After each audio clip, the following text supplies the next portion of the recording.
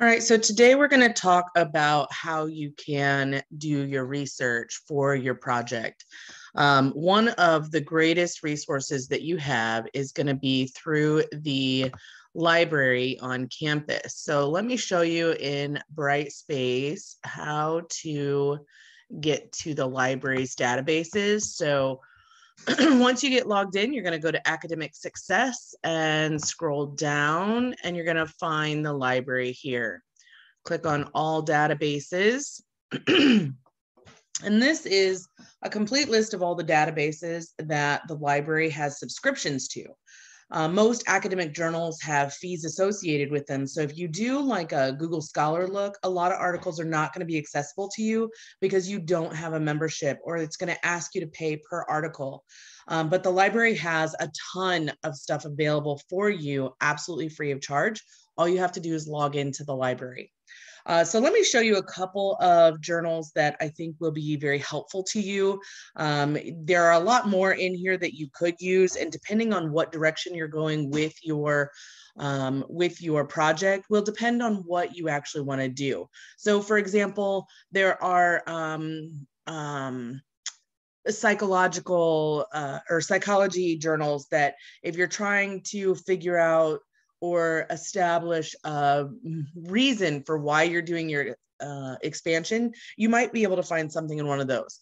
I'm not going to show you those today because it's not exactly the direction that we're going with this particular project, but there are a lot of things in here and resources that you can use not only in this class, but also in your other classes throughout your educational process. So let's start with the Market Line. So Market Line is a really fantastic journal that you can use. And what Market Line does is it'll actually give you kind of an industry average concept, right? So if you're trying to figure out when creating your topic or your proposal, what numbers you need as a baseline, this is going to give you some industry averages. So you can figure out what kind of company you have and go from there, right? So I don't know, let's pick retail, yeah?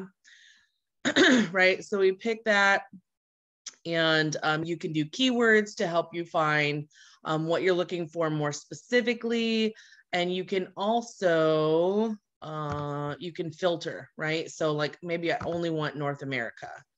So then I'm going to show those results, right? Because I don't necessarily want everything from other countries because that's not where we're at, right? So here you can see we've got like apparel, we've got tourism and travel, North America, which is going to include Canada a lot of times, or just the United States, right? And so you can see here, view all industry profiles. So you can go from here and figure out exactly what you want. You can try to do a keyword search to find the specific kind of industry, right? If you're trying to do a coffee shop, you might be able to find that using that keyword search. All right, so that is Market Line. Absolutely fantastic, gives you a ton of industry average data. Another one is the, in the J's, it's Jstor. And this one is really good. It's got a lot of different articles in it, kind of a wide variety of stuff. Let's say I did building, no, expansion. Let's do expansion. See what comes up, right? So I just type in my keyword and I'm going to get a list of tons and tons of articles, right? And some are going to be helpful, some are not, but you need to read through them. Don't just pick the first thing because that's not necessarily right? Medicaid expansion, that is absolutely not what we're looking for in this project. So you really need to kind of browse through this, and it's going to take you some time to find good articles that are going to be functional and useful for your project. But you want to scroll through there and see what you can find, what's going to be functional for you. All right. Let's see if there's anything. Here we go. How about complexity as a constraint on firm expansion within and across industries, right? So this one has potential. And then you're going to kind of skim through it first and see if it's something that is going to be useful to you. You can read the abstract to kind of see where it's going, right? So firm expansion rates, complex tasks associated with expansion projects in one period can negatively impact rate of expansion. So this is talking about the expansion of a firm as a whole, and talking about, you know, what some of those additional costs might be, training employees, that kind of thing is what it looks like to me. So this could be functional if you're trying to determine all future costs associated with the expansion. If you decide to go that route, that might be something that you could pull some pieces of factual information out in order to justify your argument on why one expansion might be better than another. Okay. So just those kind of things, right? So I'm not saying this article is exactly what I'm putting in my report. I'm saying this article may have some factual information that will justify my reasoning behind one expansion choice over another, right? So that can be part of the research that you're doing. So a couple other ones I just want to show you really quick. We've got, I think it's under in the New York Times, right? So you can use newspaper articles, and a lot of times you'll see things in here about increased cost of expansion, those kind of things. Honestly, New York Times, you can find just about everything. And then one last one I want to show you is the, right here. So this Ebsco is a great one. I have used this for countless papers in the past.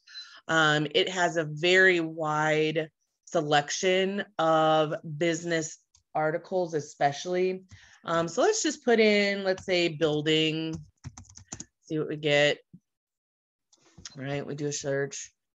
Oh gosh, that's given all kinds of stuff, right?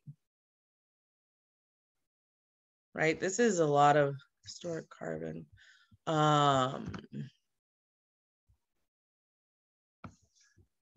Improving relationship building, right? This is very wide range. So let's look more specific. Let's try another word. We're going to add the two words. Ooh, how about building construction? Let's see what that gives us. Okay, this is way closer, right? This is more about actually constructing buildings. It looks like there's some variety between historical construction and new construction. Oh, there you go. Right? So there's a lot more options there. And so that's kind of what you want to do when you're looking for your articles. You want to think about, okay, what pieces of information do I need? How can I prove or justify my arguments? And then you're finding data that is going to allow you to do that. All right. Within your process, you're also going to need things like what is the average cost of construction of a new building per square foot. You're going to need things like what is the average square foot cost of remodeling a old building, right? Because that cost per square foot is how you're going to be able to give an estimate on what your building costs are going to be. You also need to figure out what costs are what additional costs may be needed in addition to just whatever the construction itself is, right? Maybe you have machines that need to go into that building. So what is the average machine cost for whatever kinds of machines need to go into that building also, right? So all of those are things you need to take into account. With increased capacity, with increased building, you also have an increase in labor costs, right? So where are those labor costs coming from? What else involved? So those are all kind of ideas on what you can include in your paper. This is one great source for doing that. And just remember, you need to cite every single source that you use, all right? So when you pull something, you need to make sure you grab the citation instantly, put that in there so that you can always go back and find that source. So I hope this helps. I hope it gives you some really good ideas. If you do have any additional questions, please feel free to let me know, and I am more than happy to help. Thanks, guys.